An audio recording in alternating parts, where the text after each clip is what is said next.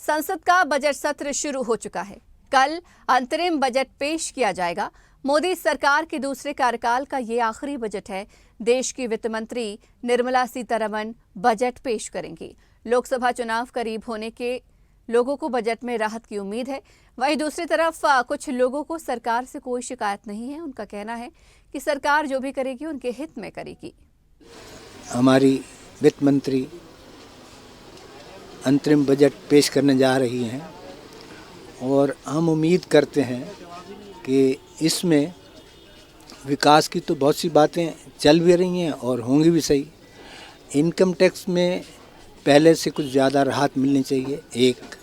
दूसरा, वरिष्ठ नागरिकों के लिए भी कुछ सुविधाएं बढ़ाई जानी चाहिए।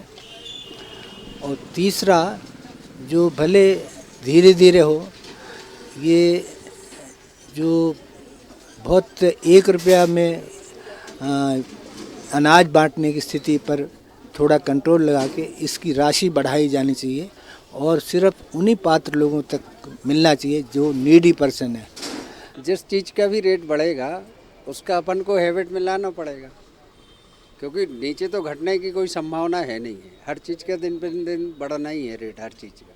देखिए, किसानों के लिए तो उन्हें करना चाहिए कुछ न कुछ, अच्छी चीज़ें लाना चाहिए। उनकी जो भी इच्छाएं हैं उन्हें धीरे धीरे पूर्ण करें। और बाकी बजट का ऐसा है कि नहीं बढ़े तो आर्थिक स्थिति कमज़ोर हो ही रही है, इसके लिए थोड़ा फ़ायदा होगा। वो तो सबके लिए कर रहे हैं ना। अभी तो देखो मतलब गरीब लोगों को इतना छूट दे रहे, मतलब ट्रेन टिकट और उनका हेल्थ इश्यूज़ के लिए, मतलब मेडिकल के लिए तो बहुत मतलब छूट दे रहे ना सरकार, है ना।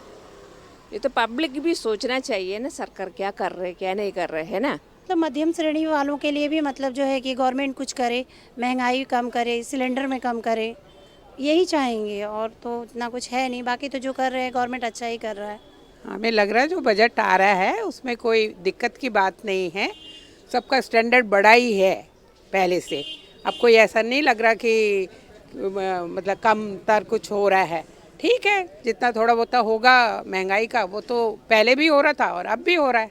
कोई ज़्यादा चेंज कोई नहीं है और मोदी सरकार तो बहुत अच्छा कर रही है। जो संभव है, जो पॉसिबल है करेगी सरकार, जो पॉसिबल है वो करेगी, और जो नहीं हो सकता तो नहीं करेगी। टैक्स भी बढ़ाएगी, बढ़ भी सकते हैं तो कोई दिक्कत नहीं, बढ़ेंगे तो देश की तरक्की में काम आएगा पैसा, कोई दिक्कत नहीं टैक्स बढ़ने से भी। और इस खबर पर ज्यादा जानकारी के लिए हमारे साथ हमारे सहयोगी अनिरुद्ध सोनोनी फोन लाइन पर जुड़ गए हैं। अनिरुद्ध जी, बजट की बातें हो रही हैं एक बार फिर से। जनता को काफी सारी इस बजट से उम्मीद, क्योंकि अंतरिम बजट कल पेश होने जा रहा है। वित्त मंत्री निर्मला सीतारमण बजट को पेश करेंगी। क्या कुछ जनता की उम्मीदें? देखिए, संसद का जो बजट सत्र है वो आज से शुरू हो गया और आज से सत्र की शुरुआत हुई है राष्ट्रपति द्रौपदी मुर्मू के अभिभाषण के साथ। लेकिन बजट कल, अंतरिम बजट कल वित्त मंत्री निर्मला सीतारमण पेश करेंगी। और आज राष्ट्रपति ने अपने अभिभाषण में जहां राम मंदिर से लेके आर्टिकल 370 तक का जिक्र किया और उन्होंने कहा कि राम मंदिर की आकांक्षा सदियों से थी। हालांकि इस चीज का बजट से कोई मतलब नहीं था, लेकिन संसद के बजट सत्र के पहले मोदी ने भी संबोधित किया मीडिया को। उन्होंने साफ इशारा किया विपक्षी दलों के कि आदतन जो हुजूम करते हैं, जिनका स्वभाव बन गया है। उम्मीद है कि मौजूदा संसद के आखिरी सेशन में, क्योंकि इस सरकार का ये आखिरी सेशन है, इसमें अपना वे आत्मनिरीक्षण करेंगे। और संसद का जो बजट सत्र है वह आज से शुरू हुआ है, 9 फरवरी तक चलेगा। कल इसमें अंतरिम बजट पेश किया जाएगा। इसमें पूरी 8 बैठकें होंगी और बजट सत्र के पहले जो दोनों सदनों का संयुक्त संबोधन होता है उसको अभिभाषण कहा जाता है, जिसकी शुरुआत आज से हुई है। और जहां तक बात करें हम तो इस बार भी बजट जो पेश होगा वो सबके लिए लाया जाने वाला बजट कहा जा रहा है और किसानों को सौगात देने की उसमें बात हो रही है। चुनावी बजट कह सकते हैं इसे हम, क्योंकि देखिए लोकसभा चुनाव नजदीक है, तो राहत महसूस होगी।